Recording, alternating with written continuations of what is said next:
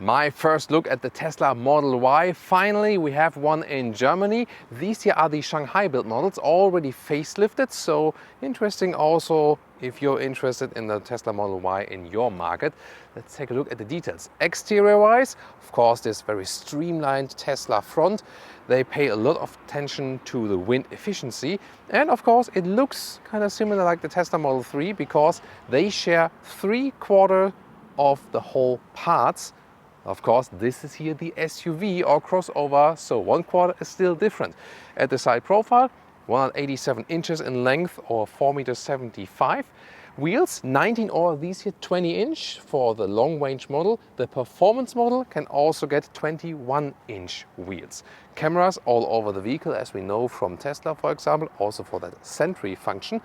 And here in the side profile, like the Model 3 facelift, here now black door handles and also black frames around the windows to get a sporty look. And this is definitely the difference then to the Model 3.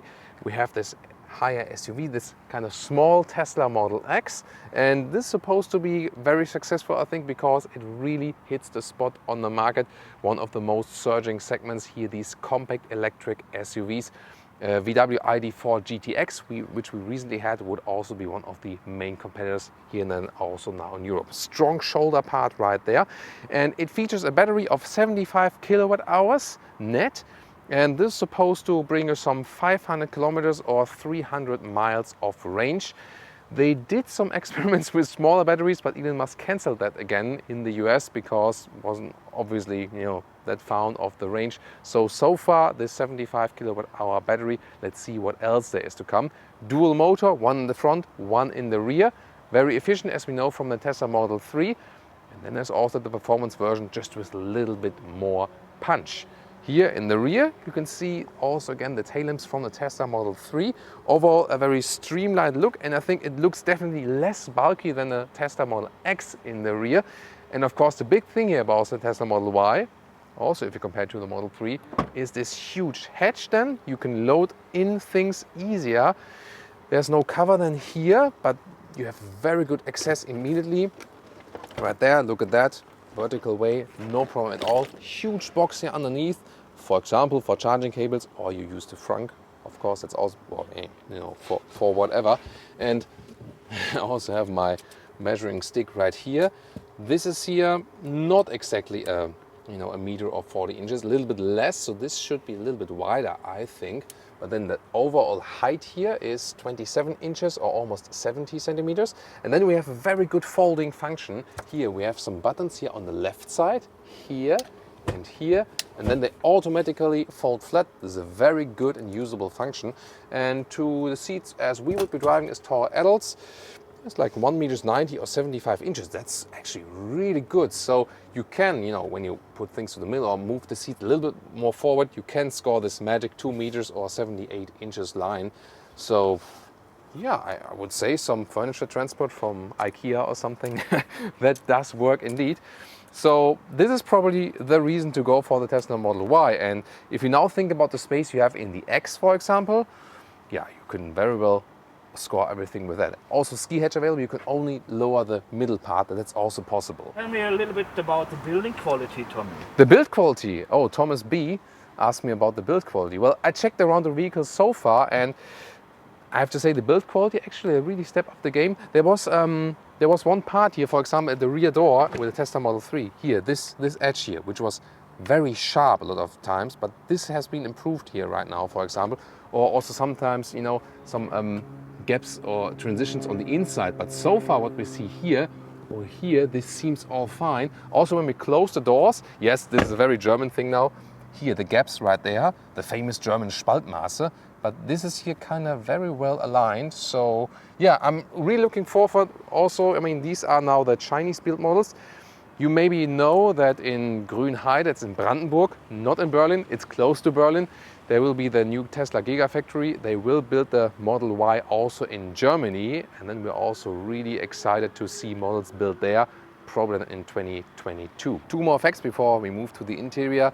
Towing capacity 1.6 tons or 3,500 pounds. That's actually quite decent for an electric vehicle at that size. And the acceleration figures, 5 seconds for the long range model, all-wheel drive to 1 kilometers an hour, or 4.8 seconds to 60 miles an hour. And the performance model, 3.7 seconds to 1 kilometers an hour, or 3.5 seconds to 60 miles an hour. And you do profit, of course, from the supercharger network and up to 270 kilowatt of fast charging. That also sounds good. We have to see about the charging curve though, so they're not the best in charging curve, but definitely the best in the supercharger network. Door handles well integrated, and then door closing sound. Yeah, it's okay, nothing special, but we also have here the, the frameless windows. By the way, here dual insulation glass. That's also good then. So yeah, see then when we drive the vehicle how silent it is at a later stage. Soft touch top part, microfiber insert.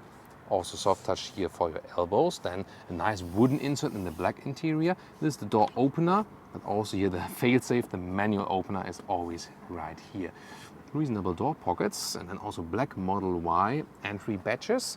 And this is the very simplistic interior we also know from the Model 3 with the steering wheel, which just has these 2 buttons, and then nice matte wood here as well. This is the black interior. It's all animal free, both steering wheel and also the seats. A high grade leatherette. It feels soft. You can easily wipe it clean, and no animals were harmed in producing this. This is the way to go. How you produce sustainable electric vehicles. You just offer this one good option, or maybe another option or so on, and there's no discussion if there is any animal part or something. This is how it's done. There is one option. You can go for the white interior, then white seats you have done here, and then this part here is more in aluminum. I would like the white seats with the wood veneer. Elon, can you do that? Tell me in the comments. So, and here with 1.86 m or how to 1.86 m or 6'1". There we go. So here, seats, front, back, like this. This lumbar, lumbar support. And when I move it all the way to the, lowest position, still a lot of headroom here with my size, so no problem at all. The steering wheel can always be controlled here, and like fast access steering. Then when you activate that, you swipe it up or here, in and out. So it's an easy control. And if you don't have this function activated, left side here controls the volume, and you can also just press once of the buttons, and then you get the voice activation and so on. So everything makes sense. This is really reduced, this interior, but it's really different than, for example, the new Mercedes we've seen. They also want to reduce everything and put it all in touchscreen, but here the thing is, it has a concept. It makes sense, and you are not missing so many buttons. Well, that's one thing. I really like to have manual climate unit still. Yeah, and a head-up display would be great because there are no instruments. Then a head-up display could really come handy. Difference here to the Model 3 is definitely you have this SUV upright seating position, so it will be more comfortable, especially on longer journeys than the Model 3. This would be also one of the main reasons next to that big hatch we have there in the rear. By the way, 2,151 liters, I think. Really? Let me see. 2,158 liters. Yeah, sometimes I cheat a little bit. Sometimes. Here one more look from the cockpit perspective. 15-inch screen, soon more details to that. Here in the lower part, 2 inductive charging pads with nice microfiber cover, and then you can slide one like this open, and a lot of space underneath. The cup holders are not adaptive. That's that's kind of a fail, so the bottles kind of wobble around a little bit. Then you have this armrest here with even more space underneath. Ooh, here we go. I just changed the language to English. That's why it does a new startup, but it actually goes quite quickly, and look how responsive the map is. It doesn't have to load any further, and the German premium manufacturers spend billions on their infotainment system and can't get it that responsive, like this. Yeah, that's really frustrating for the Germans, definitely. Here, you can actually set everything once, I would say, of the brightness, but it's also an automatic mode for that. Steering mode if you want to have the steering wheel a little bit stiffer or a little bit more comfortable. Acceleration, rather set it to chill actually, because this car is really, really fast, and especially for co-drivers, the chill acceleration mode is better. So you set it up here once, and then that's actually it. While driving, of course, changing the temperature is a little bit complicated when you do it like this. The alternative is always to use the voice input. Set temperature to 23 degrees. There we go. Or like this. I'm warm. There we go. It goes down in temperature. So yeah, that's why you should then rather use the voice input. Still, I love manual climate knobs. That's it. Camera, a very good resolution. And also then here we have the side camera view, which we can finally use then here. So seat heating, and you can see here the energy consumption, for example, then and so on. This of course not a real figure here, so on this car hasn't run at all basically. So I think the software still really top notch. Nice detail by the way here, the frameless back mirror, actually quite elegant. Now getting towards the rear, first look. Our cameraman Thomas B will show you the back part here, and yeah, soft touch also in the rear, that's nice. And once again microfiber, so good from the build quality once again. And this is how you build electric vehicles. No no barrier there, no middle tunnel, everything is free to use. This looks really spacious, and also the same animal-free high-grade material here in the rear. So yeah, really looking forward now. How does it feel different to the Model 3? We all know that the Model 3 is not the most spacious in the rear, and yeah, this is actually really good. So you have a lot of legroom, although it's not the longest vehicle, and also headroom-wise, no problem at all. And here, look at that. View through the panoramic roof. There is no shade available. It has some sun ray filtering, yes, but still it does get hot when you are in a very hot state or something. It just gets hot here on the inside. You have to run the AC all the time. So some of our viewers from really hot US states, they also complain about that in the Model 3, for example. But the seating position here, definitely more comfortable than in the Model 3, and considering it's really way cheaper and smaller than the Model X, you still have kind of the same comfort in the rear, I think. You can already fold the seats in from here, that's also possible. But yeah, definitely good comfort here and a lot of space. You can move around freely. Here in the middle part, we have this huge armrest and also adaptive cup holders here. And once again, 2 USB C chargers. And it's so easy to move around here, and you can also, for example, store things here, maybe transport a plant or something here in an upright way. So very well usable interior, and this minimalism here in the interior is really calming. Some don't like and say like, that's not premium.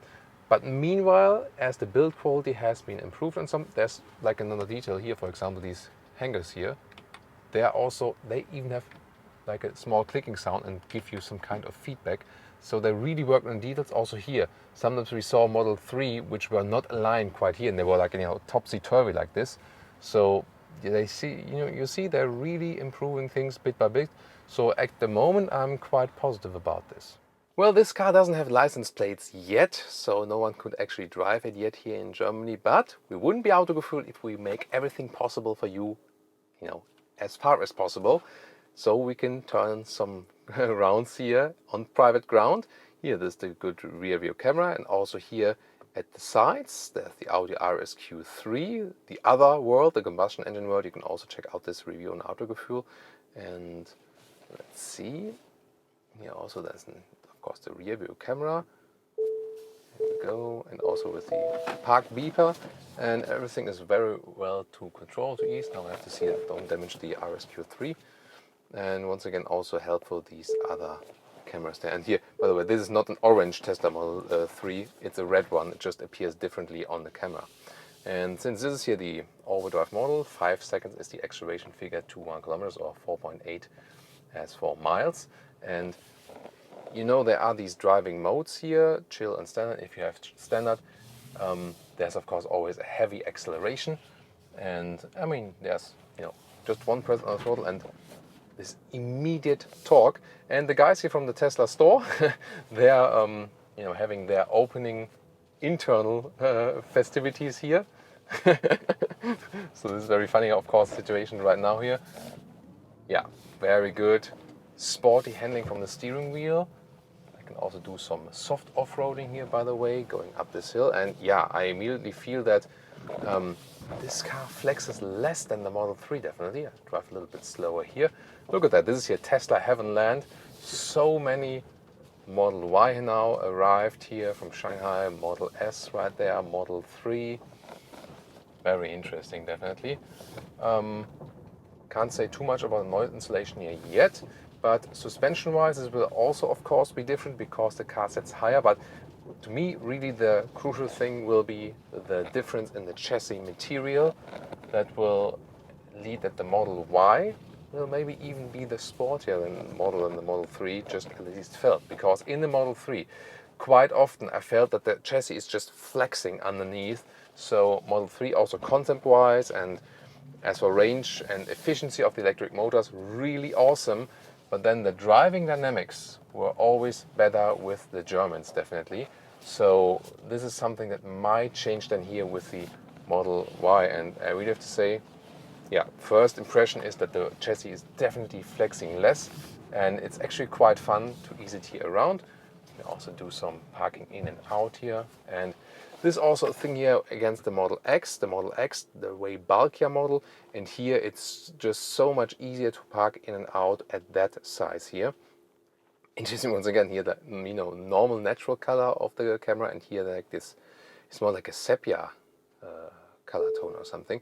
But here you can really see it really helps them with these additional cameras to park in and out.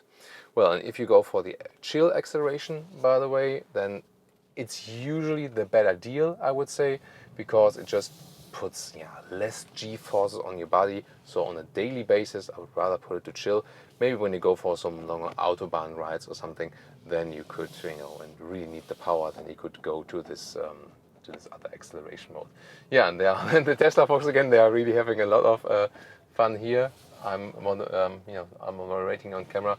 They're enjoying, their evening beer after a big opening here of the Tesla store and our, with the Model Y here. So yeah, very interesting what's happening here with Tesla in Germany, and of course soon also the factory with the Model Y. That is, a lot of criticism also about that, about water saving and so on. This is like a big topic on its own.